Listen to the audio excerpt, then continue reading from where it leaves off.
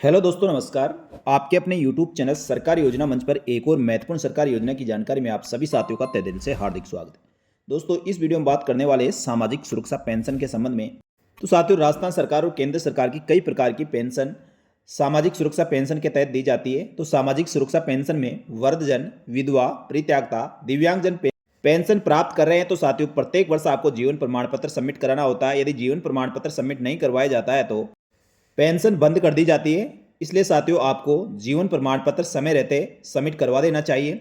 जीवन प्रमाण पत्र जमा नहीं कराने पर जनवरी से पेंशन बंद हो जाएगी। यानी साथियों, इसके लिए 1 नवंबर से लेकर 31 दिसंबर तक का समय दिया जाता है। 31 दिसंबर से पहले पहले जिन भी वृद्धजन, विधवा, परित्यक्ता और दिव्यांगजनों की पेंशन आ रही है, आपको जीवन प्रमाण पत्र सबमिट करवाना जरूरी है।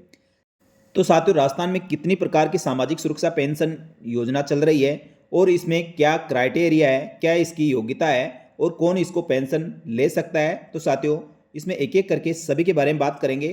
तो साथियों, सामाजिक सुरक्षा पेंशन के लिए आपको सामाजिक सुरक्षा पोर्टल जो ssp.rajasthan.gov.in है, इसके माध्यम से एलिजिबिलिटी क्राइटेरिया के अंतर्गत आप देख सकते हैं। इसमें 2 प्रकार की पेंशन होती है, राज्य पेंशन योजना और राष्ट्रीय पेंशन योजना। तो साथियों, राज्य पेंशन योजना की बात करें तो इसमें कौन कौन सी योजनाएं हैं, इसकी पात्रता क्या है, वार्षिक आय सीमा क्या रखी गई है और प्रतिवर्ष कितनी पेंशन दी जाती है। तो साथियों, सबसे पहले मुख्यमंत्री वृद्धजन सम्मान पेंशन योजना, मुख्यमंत्री एकल नारी सम्मान पेंशन योजना, मुख्यमंत्री विशेष योग्यजन पेंशन योजना, लघु एवं सीमांत कृषक वृद्धजन पेंशन योजना। तो साथियों, इसकी पात्रता की बात करें, मुख्यमंत्री वृद्धजन सम्मान पेंशन योजना 55 वर्ष से अधिक आयु की महिला और 58 वर्ष से अधिक के पुरुष अभ्यर्थी वृद्धजन पेंशन ले सकते हैं। साथ ही मुख्यमंत्री एकल नारी सम्मान योजना में 18 वर्ष या अधिक आयु की विधवा, तलाकशुदा और परित्यक्ता महिला के लिए है। मुख्यमंत्री विशेष योग्यजन यानी दिव्यांगजन अभ्यर्थियों किसी भी आयु का विशेष योग्यजन जिसकी निःशक्तता 40% या इससे अधिक हो, साथ ही प्राकृतिक रूप से बौने 3 फीट 6 इंच के बीच हिंजड़ापन से ग्रस्त, साथ ही लघु कृषक सीमांत पेंशन योजना में 55 वर्ष व इससे अधिक आयु की महिला, 58 वर्ष या इससे अधिक आयु का पुरुष, साथ ही लघु सीमांत कृषक परिवासी राष्ट्रीय सुरक्षा योजना अध्यादेश 2013 के अनुसार खाद्य सुरक्षा और नागरिक आपूर्ति विभाग की राजस्थान सरकार के परिपत्र 31/8/2013 के अनुरूप होना चाहिए। साथ ही वार्षिक आय की बात करें तो वृद्धजन पेंशन योजना में वार्षिक आय 48,000 रुपये तक, साथ ही मुख्यमंत्री एकल नारी में 48,000 रुपये तक और दिव्यांगजनों के लिए 60,000 रुपये तक इसकी वार्षिक आयु सीमा में वह पेंशन के भागीदार होंगे। साथ ही प्रतिभा पेंशन की बात करें तो साथियों, वृद्धजन को 1250 रुपये, साथ ही एकल नारी महिला जो विधवा, परित्यक्ता, तलाकशुदा महिला जिसके साथियों 18 वर्ष या इससे अधिक आयु की 75 वर्ष से कम लाभार्थी को 1250 रुपये और 75 वर्ष या इससे अधिक को 1500 रुपये प्रति माह दिया जाता है। दिव्यांगजनों को 1250 रुपये और कुष्ठ रोग से मुक्त बीमारी पीड़ित लाभार्थी को 2500 रुपये और सिलिकोसिस बीमारी से पीड़ित को 1500 रुपये प्रति माह दिया जाता है। साथ ही लघु कृषक सीमांत को 1250 रुपये प्रति माह दिया जाता है। इसी प्रकार साथियों, राष्ट्रीय पेंशन योजना की बात करें तो इसमें इंदिरा गांधी राष्ट्रीय वृद्धावस्था पेंशन, इसकी पात्रता बीपीएल परिवार की 60 वर्ष या इससे अधिक आयु की महिला, पुरुष इसके पात्र होते हैं। साथ ही राष्ट्रीय पेंशन योजना जिसमें इंदिरा गांधी राष्ट्रीय विधवा पेंशन योजना बीपीएल परिवार की 40 वर्ष या इससे अधिक आयु की विधवा महिला जो केंद्र सरकार की बीपीएल सूची में सूचीबद्ध होता है उनको इसकी पात्रता है। साथ ही इंदिरा गांधी राष्ट्रीय विकलांग पेंशन योजना में बीपीएल परिवार के 18 वर्ष या इससे अधिक आयु के व्यक्ति जिसमें महिला पुरुष 80% या इससे अधिक निःशक्त है, उनके लिए साथ ही योजना होती है।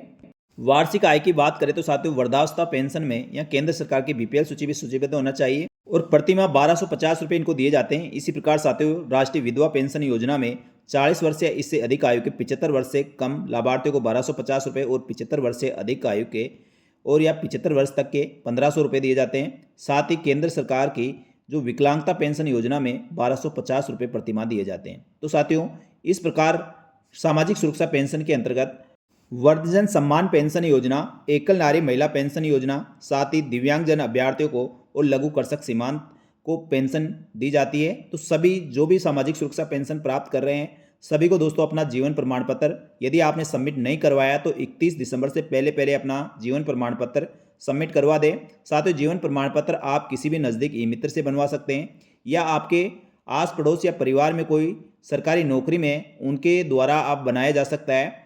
साथ ही दोस्तों, आप अपने बैंक में या पोस्ट ऑफिस जहाँ से पेंशन प्राप्त कर रहे हैं वहाँ जाकर भी आप अपना जीवन प्रमाण पत्र सबमिट करवा सकते हैं।